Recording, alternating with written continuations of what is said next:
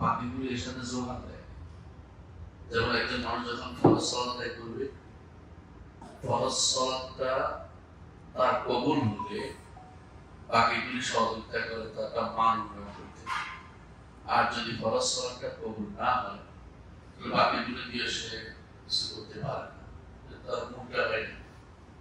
এই জন্য আমাদের অনেকেই ফরজ হজ আগে করেছেন বা করছেন এখন। আমি অনুরোধ জানাবো যাতে করে হজটা সবচেয়ে সুন্দর হয়, সবচেয়ে ভালো সেই চিন্তা আমাদের করতে হবে। সবচেয়ে ভালো হজ কিভাবে হবে?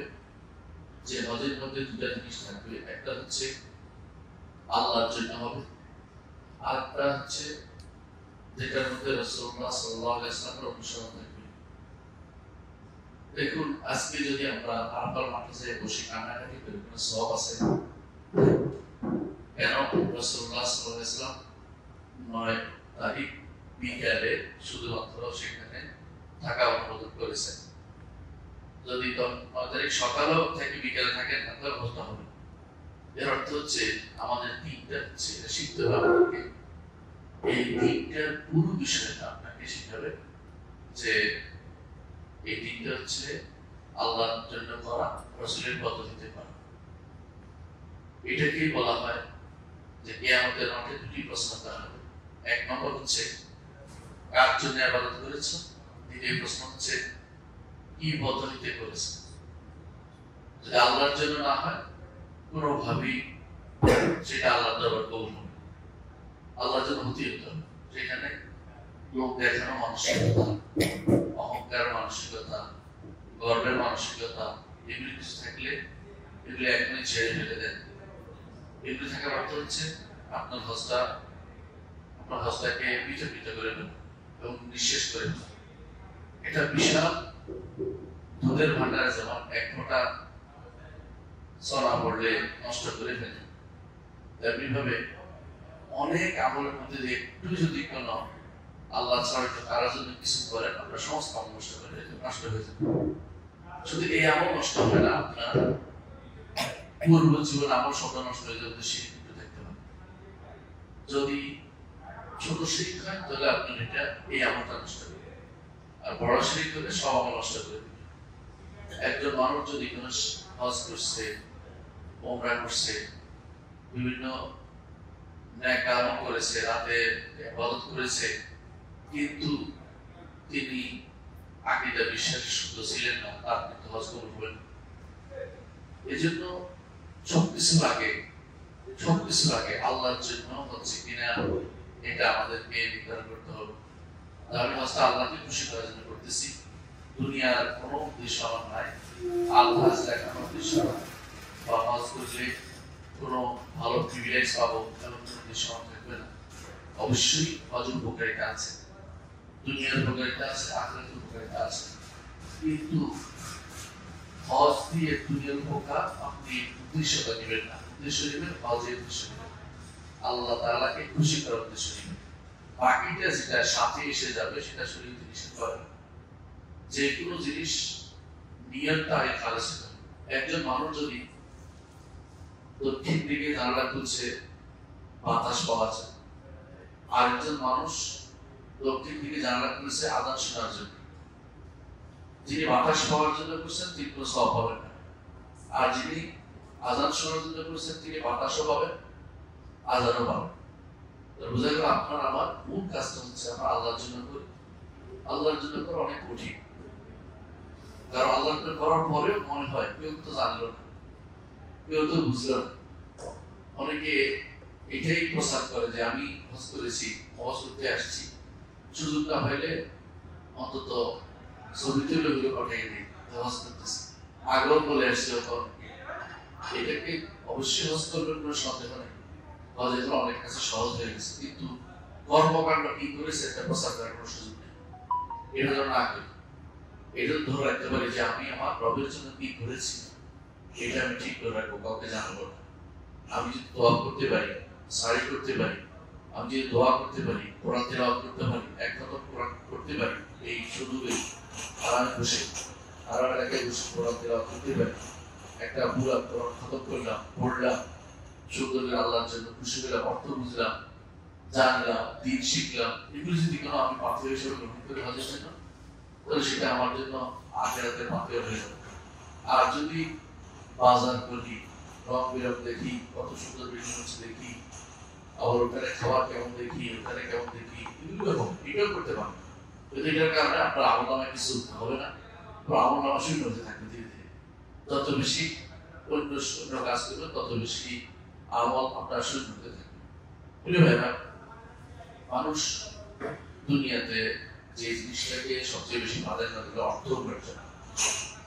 অর্থ উপার্জন করবে কোনো সন্দেহ নেই। আল মাল জাওয়াবুল হায়াত। আল্লাহ কোরআনে কারীম বলেছেন যে কোরআনে কারীম আল্লাহ তাআলা বলেছেন যে এই সম্পদকে আল্লাহ তাআলা করেছেন যে মানুষের জন্য জীবন ধারণের উপায় হিসেবে উল্লেখ করেছেন।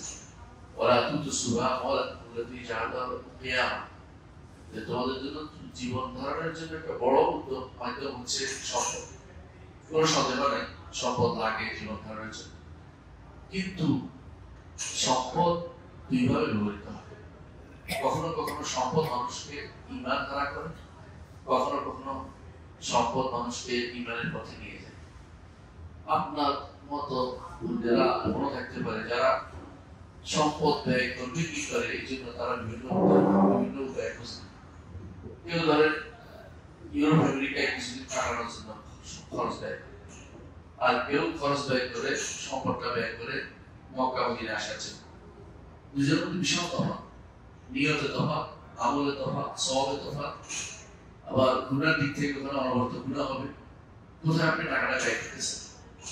রাসূলুল্লাহ সাল্লাল্লাহু আলাইহি ওয়াসাল্লাম বলেছেন, বনি আদম ততক্ষণ পর্যন্ত হাসরের মাঠে কয়েকটি প্রশ্ন উত্তর দিতে সক্ষম না হবে, কোনো সামনে এগিয়ে যেতে পারবে না। এর মধ্যে একটি হচ্ছে সম্পদ থেকে অর্জন করেছে, আর একটা হচ্ছে কোথায় ব্যয় করেছে। থেকে অর্জন করেছে, কোথায় ব্যয় করেছে। এই প্রশ্ন তো দিতেই হবে। যেহেতু প্রশ্নের উত্তর দিতেই হবে, সেহেতু আগে থেকে প্রস্তুত থাকা ভালো যে সম্পদ হালালে অর্জন করতে হবে, সম্পদ হালাল কাজে ব্যয় করতে হবে। এই দুটি সিদ্ধান্ত নিয়ে আমাদের এগিয়ে যেতে হবে। দ্বিতীয় জিনিস হচ্ছে মানুষের জীবনের বড় হচ্ছে সন্তান সন্ততি। আল মাল ওয়াল বানুন জিনাতুল হায়াতিদ দুনিয়া। দুনিয়ার জীবনের সৌন্দর্য হচ্ছে সম্পদ এবং সন্তান। সম্পদ যেভাবে আপনাকে বিভিন্ন জায়গায় মর্যাদাবান করে তোলে, সন্তানের কারণে আপনি মর্যাদাবান হবেন। দুনিয়ার বুকে অনেকেই সন্তানদের থেকে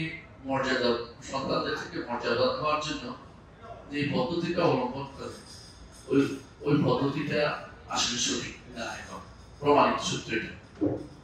আপনাদের চোখের সামনে অনেকেই আছে সম্পদ অর্জন করেছে প্রচুর পরিমাণে, সন্তানদেরকে দিয়েছে, সন্তানরা শেষ পর্যন্ত বড় কিছু হয়ে গেছে, বিভিন্ন জায়গাতে চলে গেছে, আর বৃদ্ধ বয়সে তাদেরকে দেখার মতো কেউ অবশ্যই।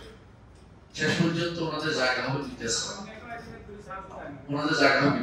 তার বাড়ি গাড়ি সবই আছে। এইটাও একটা যেমন সত্য, আরেকটা সত্য আছে, সন্তানরাও নিজেদের মধ্যে মারামারি হানাহানি করে বাবার সম্পত্তি এই কথাটুকু ভোগ করবে। আপনার কিন্তু শান্তি হচ্ছে না। কিন্তু শান্তি কখন হবে? শান্তি ওই সময় হবে যখন আপনার সম্পদ আখিরাতের জন্য লেগে যাবে। একটা উদাহরণ দিলে বুঝবেন। ওসমান ইবনে আফফান রাদিয়াল্লাহু আনহু, তিনি মদিনাতে একটা কূপ কিনে দিয়েছিলেন, বীর ওসমান নামে। মদিনাতে একটা কূপ কিনে দিয়েছিলেন রাসূলের যুগে। মদিনাতে পানি ছিল না, পানির কষ্ট ছিল, একটা কূপ কিনে দিয়েছে। ইখলাস কতটুকু থাকলে আজ পর্যন্ত সে কূপ আছে। আজ পর্যন্ত সেই কূপের আয় দিয়ে মসজিদ নববীর পাশে একটা বিশাল বিল্ডিং হয়েছে। এই বিল্ডিং এর আয় মদিনাবাসীদের জন্য সাদাকা, আয় মদিনাবাসীদের যদি অভাবে তাদেরকে পৌঁছে দেয়া। লোকটা কিন্তু মরে গেছে, ওসমান ইবনে আফফান রাদিয়াল্লাহু আনহু শহীদ হয়ে গেছে, মরে গেছে, কিন্তু তার ওয়াকফ কিন্তু বন্ধ হয়নি। তার সম্পদের ধারাবাহিকতা বজায় রেখেছে। আপনার সন্তান এবং সম্পদ দুটোই আপনার জন্য সম্পদ হয়ে যেতে পারে, সন্তানও সম্পদ হয়ে যেতে পারে। যদি কোনো আপনি সন্তানকে দিনের উপর বড় করেন, সন্তানকে দিনের বড় করার জন্য প্রথম জিনিস হচ্ছে দিন তাকে বুঝাতে হবে, জানাতে হবে। যারা দিন জানে না, যারা দিন বুঝে না, ওরা সন্তানকে দিনদার বানাতে পারে। আপনার আমার এই জন্য সবার আগে যে শিক্ষাটা দেওয়া দরকার সেটা হচ্ছে আপনার সন্তানকে দিন শিক্ষা দিবেন। এটার মধ্যে সবচেয়ে বেশি আপনি যেমন সম্পদের জন্য দৌড়ান, আপনার স্ত্রী সম্পদের জন্য দৌড়াবে না। মেয়েদের জন্য বড় শিক্ষক হতে পারে সন্তানদের। তারা চিন্তা করে সবসময় আমি সম্পদের জন্য না দৌড়াই, আমি আমার সন্তানকে সম্পদ বানিয়ে দেব। সন্তানকে আপনি কিভাবে সম্পদ বানাবেন? সন্তানকে আপনি দুনিয়ার সম্পদ বানাবেন, আখিরাতের সম্পদ বানাবেন। আপনার যে সন্তান এই দোয়া করতে পারবে, রব্বিরহামহুমা কামা রাব্বায়ানি সগীরা, আল্লাহ যেভাবে ছোটকালে পিতা মাতা আমাকে লালন পালন করে বড় করেছে, এভাবে তাদের প্রতি রহমত করো। আপনি কি চিন্তা করেছেন জীবিত অবস্থায়ও সেই দোয়া করা যায়? সেই দোয়ার কারণে সন্তানের দোয়া পিতা মাতার জন্য হচ্ছে। আবার হাসরের মাঠেও কিন্তু সন্তান আপনার জন্য আনন্দের কারণ হবে। রাসূলুল্লাহ সাল্লাল্লাহু আলাইহি ওয়াসাল্লাম বলেছেন, হাসরের মাঠে কোনো ব্যক্তি তার আমলনামা বিশাল দেখতে পাবে, তো বলবে যে ইয়া রব্বুল আলামিন, আমি তো এত আমল করি নাই। সহিহ হাদিস, আমি তো এত আমল করি নাই, এগুলো কোত্থেকে যোগ হলো? বলা হবে মিন ইস্তিগফার ওয়ালাদিকা লাক, তোমার সন্তান তোমার জন্য ইস্তিগফার করেছে, ক্ষমা চেয়েছে, সেটা তোমার আমলনামায় যুক্ত হয়েছে। সুবহানাল্লাহ। আপনি কি চিন্তা করেন না, সন্তানের দ্বারাও আপনি কিন্তু আখিরাতের পাল্লা আপনার ভারী হয়ে যাচ্ছে। শুধু তাই না, আপনার যে সন্তানকে নিয়ে কোথাও মাদ্রাসায় নিয়ে গেছেন, সূরা ফাতিহা পড়িয়েছেন, শুধু সূরা ফাতিহা পড়িয়েছেন, নামাজে নিয়ে গেছেন, যতদিন সে সূরা ফাতিহা পড়বে, নামাজের মধ্যে সূরা ফাতিহা পড়তে হয় কয়বার? 2 রাকাতে 2 বার, অন্তত প্রতি রাকাতে 1 বার কমপক্ষে। যতদিন পড়বে ততদিন আপনার আমলনামায় যুক্ত হতে থাকবে। এইটা ভালো নাকি তাকে আপনি প্রথম দিনে শিখাবেন আগডুম বাগডুম গোড়াডুম শিখাবেন? কোনটা শিখাবেন? আপনি চিন্তা ভাবনা করে দেখবেন। সন্তানকে যদি সাথী নিয়ে যেতে পারেন, সন্তানকে যদি সাথী বানাইতে পারেন, যে আমার মসজিদের সাথী, আমার সালাতের সাথী, আমার কোরআন পাঠের সাথী, আপনি হবেন সৌভাগ্যবান। আমি অনেক আলেমকে দেখেছি সৌদি আরবে, সন্তান বৃদ্ধ হয়ে গেছে, বাবা সন্তান পাশে বসে কোরআন তেলাওয়াত করতেছে। কি জন্য? বাবা শুনতেছে, আবার ভুল ধরাই দিচ্ছে, তাফসীর জিজ্ঞাসা করতেছে। এটা হলো আনন্দের জায়গা, যে আনন্দ আপনি কোনোদিন ভাগাভাগি করে পাবেন। এই আনন্দ আপনি আখিরাতে পাবেন। কিরকম? যে ব্যক্তি যার কোরআন পাঠ করেছে, একটা কথা বলবো, শুধু একটা সওয়ালের কথা বলছি, কোরআন পাঠ করেছে, হাসরের দিন তার মাথায় টুপি দেওয়া হবে। এটা হলো বিশুদ্ধ হাদিস। বাবার মাথায় টুপি না, বাবা মাকে এমন পোশাক পরানো হবে, দূর থেকে দেখে সবাই বলবে তুমি এত সুন্দর পোশাক কোথায় পেলে? বলে তার পিতা মাতা যেহেতু তারা হাফেজ হয়েছে, কোরআনে জানতো, কোরআন আমল করেছে, এই জন্য পিতা মাতার প্রতি সম্মান রয়েছে। এটা কেন হয়? কারণ সে তার দুনিয়াটাও আখিরাতের জন্য ওয়াকফ বরাদ্দ করেছে। দুনিয়ার প্রতিটি কাজে সে আখিরাতকে সামনে রেখেছে। আমাদের বোনদেরকে বলবো, আমাদের ভাইদেরকে বলবো, যারাই আপনার সন্তানকে সম্পদ বানান, আপনার সন্তানকে সম্পদ বানানোর কোন যন্ত্র বানানোর দরকার নেই, সম্পদ আহরণের যন্ত্র বানানোর দরকার নেই। আপনার সন্তানকে সম্পদ বানিয়ে ফেলেন। এটা করতে পারেন এইভাবে, সন্তানকে ছোটকাল থেকে এমন জিনিস শিক্ষা দিবেন যেটার সব চলমান থাকবে। রাসূলুল্লাহ সাল্লাল্লাহু আলাইহি ওয়াসাল্লাম বলেছেন, বনি আদম যখন মারা যায় তার সমস্ত আমল বন্ধ হয়ে যায়, তবে 3টি জিনিস তার অবশিষ্ট থাকে। একটি হচ্ছে সাদাকা জারিয়া, একটি হচ্ছে ন্যাক সন্তান, আরেকটি হচ্ছে ইলম, এমন ইলম যে ইলমটা দিয়ে মানুষ উপকৃত হয়। আপনার যদি সন্তানকে ভালো বানান, তাহলে 3টা একসাথে পাবেন। সন্তানও সাদাকা জারিয়া, সন্তানের ইলম দিয়ে আপনি উপকৃত হবেন, অন্যরাও উপকৃত হবেন, আর সন্তান নিজেই আপনার জন্য দোয়া করবে। আপনি সবচেয়ে ভালো ব্যক্তি হচ্ছেন আপনি। একটু চিন্তা করে দেখুন, ইব্রাহিম আলাইহিস সালাম এই কাবা ঘর আপনার পাশে, তিনি যখন এই কাবা ঘর বানিয়েছেন, দোয়া করেছেন, কি দোয়া করেছেন? যে আল্লাহ, এই কাবা ঘরের কাছে আমি আমার সন্তানকে রেখে যাচ্ছি। রব্বানা ইন্নী আসকানতু মিন যুররিয়্যাতি বিওয়াদিন গায়রি জি যারইন ইনদা বাইতিকাল মুহাররাম। রব্বানা লিউকিমুস সালাহ। আপনি চিন্তা করেছেন কি কঠিন কথা বলেছে। হে আমাদের রব, ইন্নী আসকানতু মিন যুররিয়াতি বিওয়াদিন গায়রি যারাই, আমি আমার সন্তানের মধ্য থেকে একমাত্র সন্তানকে রেখে যাচ্ছি। তখন একটাই সন্তান ছিল, আর সন্তান হয়নি। আপনারা ভালো করে জানেন, একটা মাত্র সন্তান বৃদ্ধ বয়স হয়েছে, তারপরে নির্দেশ হয়েছে এখানে ফেলে যাওয়া। তিনি ছিলেন বাইতুল মাকদিসে, এখানে ফেলে গেছে, খাবার এবং রুটি দিয়ে গেছে, খাবার এবং যা দিবা দিয়ে গেছে, পানি শেষ। তিনি যাচ্ছেন, যখন তিনি উপত্যকার পাশে গেছেন, চোখের পানি ধরে রাখতে পারছেন না, কেঁদে কেঁদে দোয়া করতেছে। বলছেন না এটা জানলাম আপনি কেন এটা করলেন, আমার একমাত্র চোখের ধনকে কেন এখানে ফেলে যাবো, এটা বলতেছেন না। বলতেছেন আল্লাহ, নিজের পক্ষ থেকে বলতেছেন, আল্লাহ আমি আমার সন্তানকে, একমাত্র সন্তানকে রেখে যাচ্ছি এমন এক জায়গাতে যেখানে খাবার নাই, পানিও নাই, এমন উপত্যকায় রেখে যাচ্ছি। কি জন্য রেখে যাচ্ছি? লিউকিমুস সালাহ, আপনার ঘরের কাছে যাতে সালাত কায়েম করে। উদ্দেশ্য দেখছেন, মানে সালাত কায়েম করার বিষয়টাকে এত গুরুত্ব দিচ্ছে যে এইখানে এই আমার সন্তান থাকবে, সালাত কায়েম করবে। এটা উদ্দেশ্য, আপনার ঘরটা আমি বানাবো, এখানে আপনার ঘরের চিহ্ন আছে, এখানে আপনার ঘর বানাতে হবে। তিনি ঘর বানিয়েছেন, কিন্তু আগে থেকে এটা ঘরে জায়গার জন্য নির্ধারিত।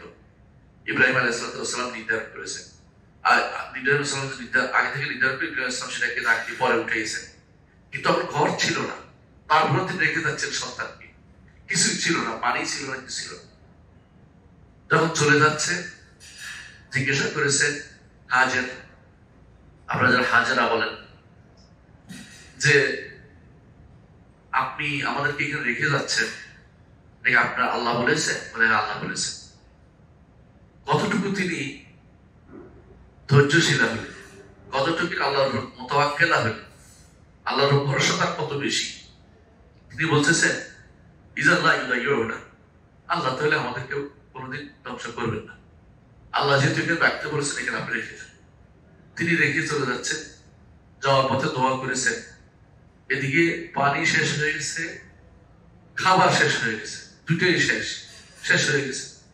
হাজার তিনি একবার সাফাতে উঠছেন, একবার মারওয়াতে উঠেছেন। মাঝখানের উপত্যকা যেখানে দৌড়াই, দুই পাহাড়ের মাঝখানে নিচুতে হলুছে। তো সাধারণত পাহাড় থেকে নামলে, দৌড়াই না গেলে দ্বিতীয় পাহাড়ে উঠা যায়। তিনি দৌড়ে গিয়ে আবার দ্বিতীয় পাহাড়ে উঠছেন, আবার সন্তানের দিকে তাকাচ্ছেন। সন্তান কি করতেছে? পানি তো নাই, পানি শূন্য হয়ে গেছে, পানি নাই, কিছু নাই, কি করবে? এমন সময় সপ্তমবারে তিনি মারওয়াতে ছিলেন। এমন সময় দেখতে পেলেন যে একটা আওয়াজ শোনা যাচ্ছে, সে আওয়াজের কোত্থেকে আসতেছে। আবার বাচ্চার দিকে তাকাচ্ছেন, কেউ নাই, তিনি এবং তার সন্তান কেউ নেই উপত্যকার ভিতরে। তিনি বাচ্চার দিকে তাকিয়ে দেখলেন যে ওখানে একজন আছেন। শব্দকে তিনি বললেন, আতিসনি কারান তাকে রস, তুমি কে আছো? উদ্ধার করার কিছু থাকলে আমাকে উদ্ধার করার ব্যবস্থা করো, আমার সন্তানটা পিপাসার্থ।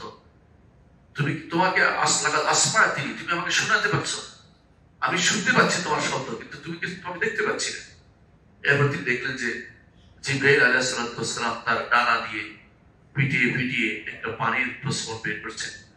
তিনি দৌড়ে আসে, সেটাকে বাঁধ দিলেন। সে বাঁধের কারণে সেটা এখন এখানে এই জমজমের জায়গাতে সেটা স্থায়ী হয়ে গেল। মুহাম্মদ রাসূলুল্লাহ সাল্লাল্লাহু আলাইহি ওয়াসাল্লাম বললেন, উম্মে ইসমাঈল যদি কোনো এটা বাধা না দিত, তাহলে স্থায়ী একটা প্রস্রবণ নদীতে পরিণত হয়ে যেত সেটা। কিন্তু তিনি বাধা দিচ্ছেন যে এখানে পানিটা থাকুক। আল্লাহর ইচ্ছা নদীতে পরিণত হলে আর মানুষ পানি পেত না, কারণ এই নিয়ে আরেক ঝগড়া লেগে যেত। কিন্তু এখানে পানি জায়গা নির্ধারিত। এখনো আলহামদুলিল্লাহ জমজম থেকে পানি পান, যেখানে সমস্ত কূপ বন্ধ হয়ে গেছে বহু আগে।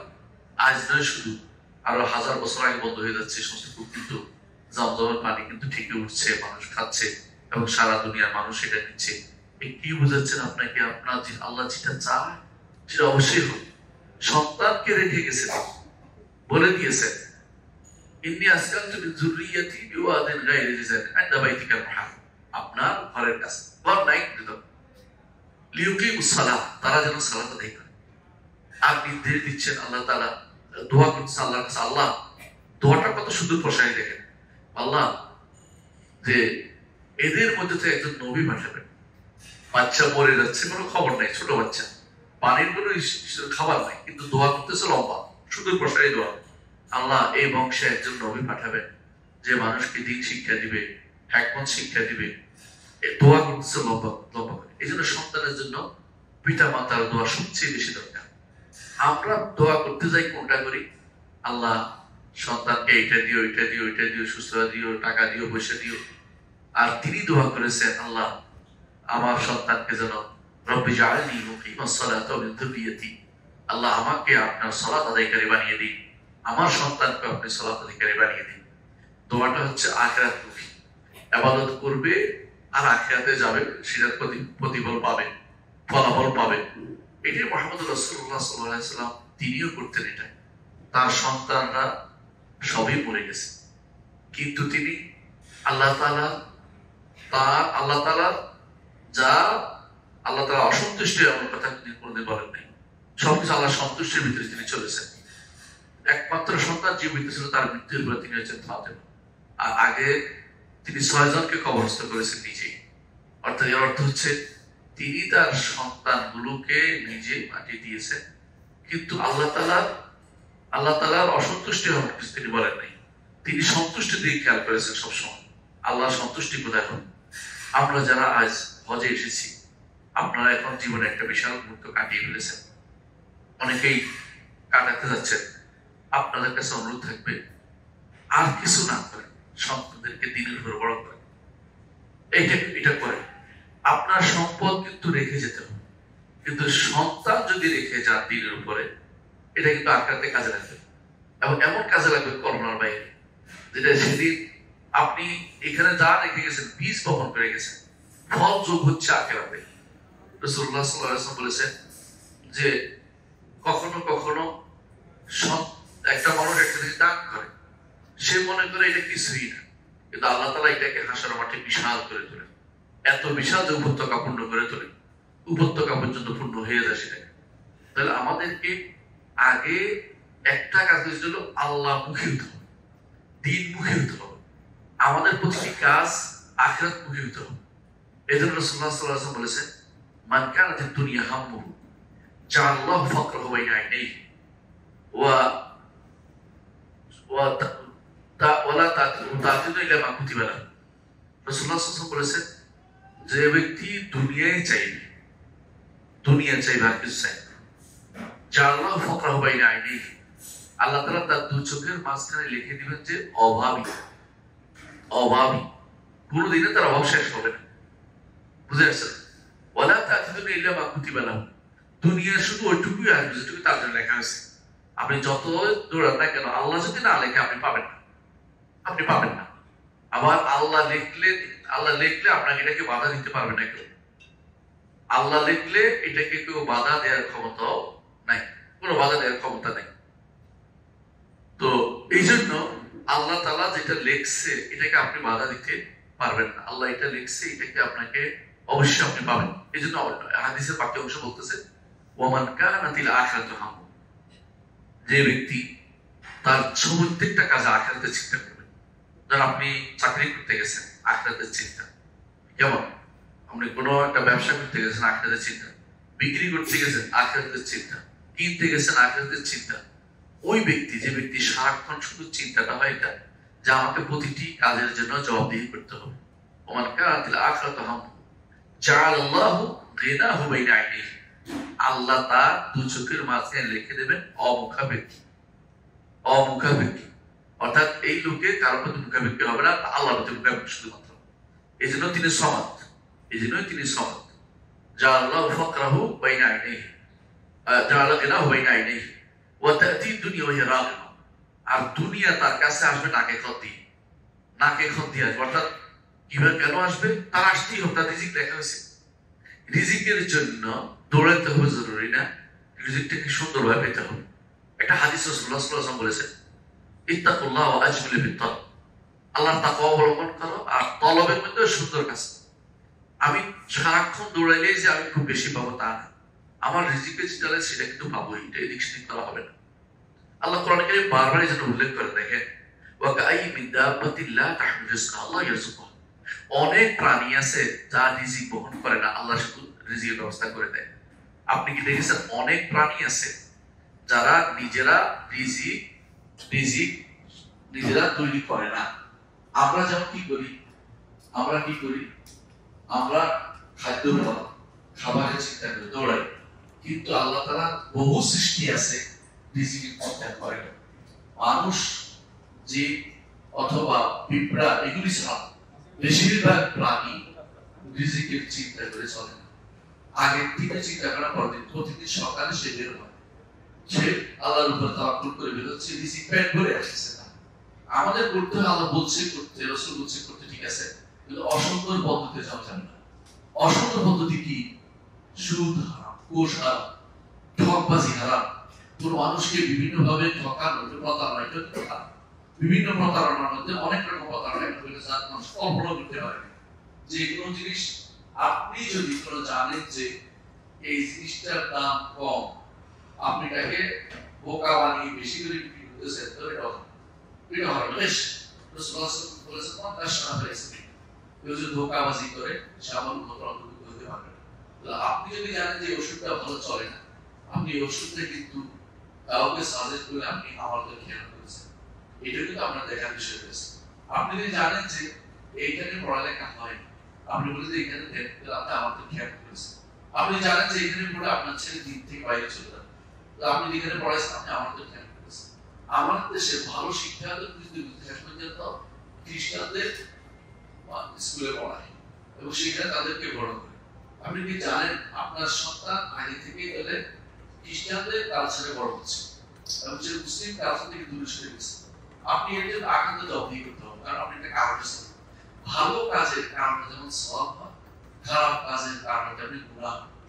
আপনার সন্তানকে সকালবেলা ঘুম থেকে উঠে সাথে সওয়াব হয়ে যায় আমাদের মসজিদে নিয়ে, আর ঘুম থেকে উঠান নাই, রেখে দিয়েছেন ঘরের মধ্যে, আরাম করুন, তার পড়া আছে, ক্লাস আছে, পরীক্ষা আছে, ইত্যাদি ইত্যাদি আছে, আপনি কিন্তু আমাদের খেয়াল করলেন এবং আপনি কিন্তু গুনার অংশীদার, কারণ আপনি এই পথটাকে বদলে দিয়েছেন। বরং আমাদের মাশায়েখরা বলেন যে সে কুফরি করেছে সরাসরি। কুফরি লিপ্ত হলো কেন? আপনি সকালে আসতে ধীরে ধীরে উঠে চলে গেলেন মসজিদে, আপনার সন্তান ঘুমাচ্ছে, আপনি তাকে উঠতে বলে রাগ করবেন, আপনার এই সন্তান দরকার নেই, এই সন্তান দরকার উঠাতে হবে না। সে মসজিদে মাঝে নামাজ কিন্তু ছাড়তে পারবে না, অন্তত জামাতে না পড়তে পারবে, জামাত নামাজ পড়তে হবে। আপনি যদি আপনার সন্তানকে ঘুম থেকে না উঠান এই ভয়ে যে সন্তান বড় হইলে আমার রাগ করবে, সন্তান এই হবে সে হবে, আপনার সন্তান আপনি হারিয়ে ফেলেছেন। আপনার সন্তান ভালো হবে কোনদিন, আপনার সন্তান আপনাকে বিদেশে পাঠাবেই, কোন সন্দেহ নেই। এবং শেষ জীবনে আপনি আফসোস করবেন আমি কি পেলাম, সারা জীবনের কষ্টে আমি কি পেলাম। সারা জীবন এই সন্তানের পিছনে সব ব্যয় করেছে, কিন্তু শেষ পর্যন্ত কিছু পান নাই। কোরআনে কারীমে আল্লাহ তাআলা বলেছেন ওয়ালা তুরজিউকা আমওয়ালুহুম ওয়া আওলাদুহুম, তোমাদের তাদের সম্পদ এবং সন্তান, অর্থাৎ কাফেরদের সন্তান এবং সন্তান যেন তোমাদেরকে চমকিত না করে। ঈমানদারদেরকে বলছে কেন? ইন্নামা ইউরিদুল্লাহ, আল্লাহ তো চান তাযহাকা আনফুসুহুম, যে তাদের প্রাণ যেন উষ্ঠাগত হয়ে যায়। অনেকে সন্তান কিন্তু তার জন্য প্রাণ উষ্ঠাগত কারণ হয়ে যায়, তো অশান্তির কারণ হয়। এবং সারা জীবনের জন্য অশান্তি কখন হবে? কবরে গেলে যখন আপনি এটার খবর হবে এর শাস্তি তো মারাত্মক, চান করে আসছি, আমার সন্তানকে দিন শিক্ষা দেই, আমার সন্তানকে শরীয়ত জানাইনি, আমার সন্তানকে ফরজ কিতাব জানাইনি, হারাম করে তাকে বড় করেছি, এই ব্যক্তি কবরে গেলে তার কিন্তু শাস্তি হবে। তখন তার কিছুই করার থাকবে না। দুনিয়াতেও কষ্ট, আখিরাতেও কষ্ট। প্রত্যেকটি মানুষই কিন্তু দুনিয়াতে কষ্ট করে, কষ্ট ছাড়া কোনো মানুষ নেই, প্রত্যেকটা মানুষ কষ্ট করে। মানুষের জীবনটাই কষ্ট। আল্লাহ কোরআন বলে দিয়েছেন ইয়া আইয়ুহাল ইনসান ইন্নাকা কাদিহুন ইলা রাব্বিকা কাদহান ফামুলাকি, হে মানুষ তুমি তোমার রবের দিকে আসার পথে অনেক কষ্ট করতে করতে তারপর আসবে। এরকম আমিরাতুন নাসির, কষ্ট করে বিপাকা করবে।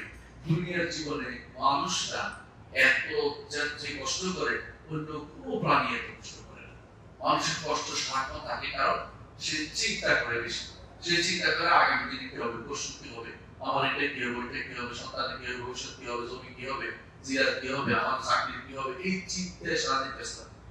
এত চিন্তা আপনি যে বহন করেন, এই জন্য আপনার বিশুদ্ধ নাম হচ্ছে আপনি হচ্ছেন হাম্মাম। রাসূলুল্লাহ সাল্লাল্লাহু আলাইহি ওয়াসাল্লাম বলেছেন যে মানুষের সবচেয়ে বিশুদ্ধ নাম হচ্ছে আম্মা এবং হারেস, মানে কিছু না কিছু পরে কাজ করে। বিশুদ্ধ নাম এটা হচ্ছে নাসা শুদ্ধ, মানুষের কাজের সাথে একদম মানুষের সাথে এটা খাপে খাপ মিলে গেছে, কারণ সে কাজও করে চিন্তাও করে। চিন্তা আর কাজ দুটো থেকে মানুষ মানে মুক্ত হয়, কিন্তু সে সবচেয়ে বিশুদ্ধ মানুষ হতে পারে, আল্লাহর প্রিয় বান্দা হতে পারে যখন সে আল্লাহর সাথে সংযুক্ত করে নিজেকে, যখন নিজের নাম রাখবে আব্দুল্লাহ আব্দুর রহমান, নামটা বড় উদ্দেশ্য না, অর্থাৎ সত্যি সত্যি যদি রহমানের বান্দা হয়, সত্যি সত্যি যদি আল্লাহর বান্দা হয়, আল্লাহর দাস হয়, পুরো জীবনটা তার শান্তিতে চলবে, কোথাও কোনো অশান্তি নেই। কারণ অশান্ত হলে সে কি বলবে? আলহামদুলিল্লাহ, তাই না?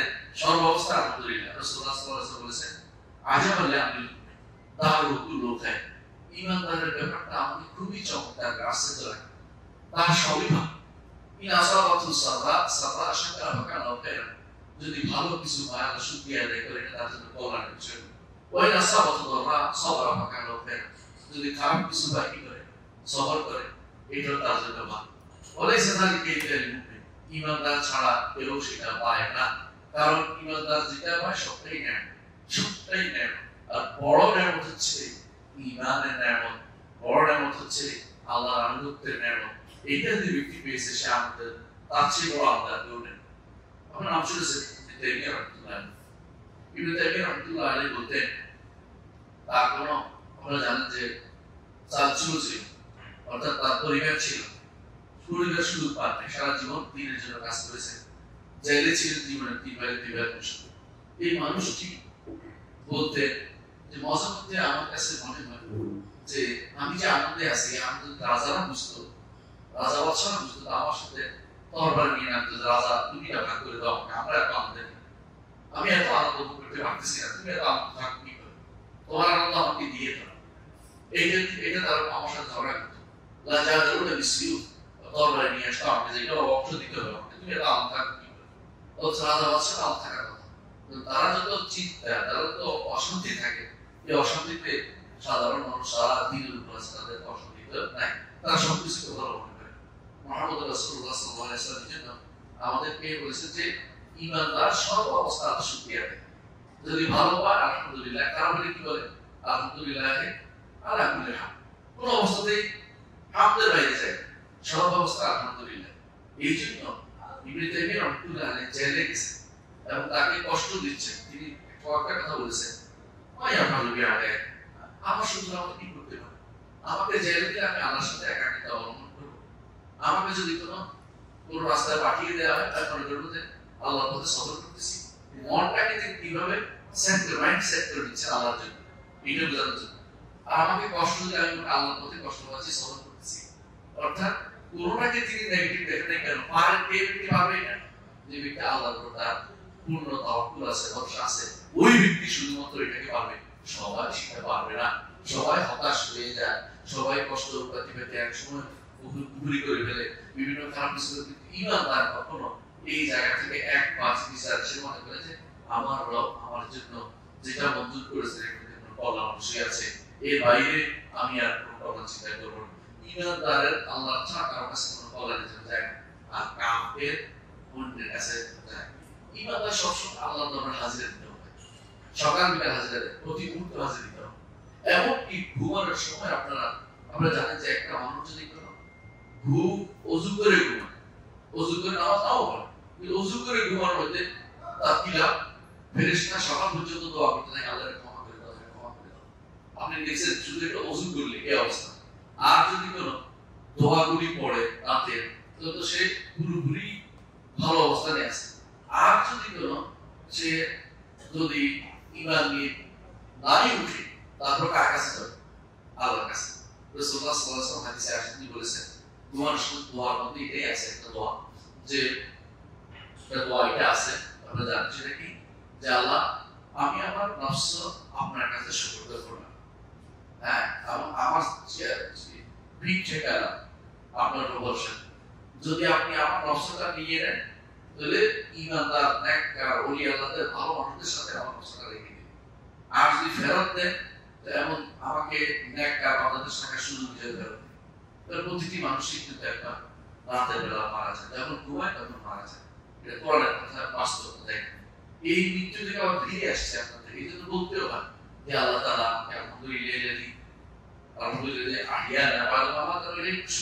আল্লাহ আমাকে মৃত্যুর পরে যে জীবন দিয়েছেন তার কাছে ফিরে যাবো। আল্লাহ আপনার জন্য সমস্ত প্রশংসা। আপনি চিন্তা করেছেন পুরো জীবনটা যেভাবে সাজাতে পারেন, আপনিও আপনার ফ্যামিলি সুন্দর যেভাবে সাজাতে পারেন, আপনারা কিন্তু যেখানে থাকেন আল্লাহর প্রিয় বান্ধব সাজাতে পারেন। কোনো ব্যক্তির কাছে বলে না, ইসলাম বলে না কোনো ব্যক্তির কাছে নিজেকে সমর্থন করতে, কোনো ব্যক্তির মুড়ি দিতে বলে না, কোনো ব্যক্তির কাছে আসক্ত করতে বলে না, কোনো ব্যক্তির কাছে দরকার নেই। অর্জন করতে হবে, আলিমের কাছে যেতে হবে, আর দ্বিতীয় হচ্ছে আমল করে যেতে হবে। একটু চিন্তা করে দেখেন,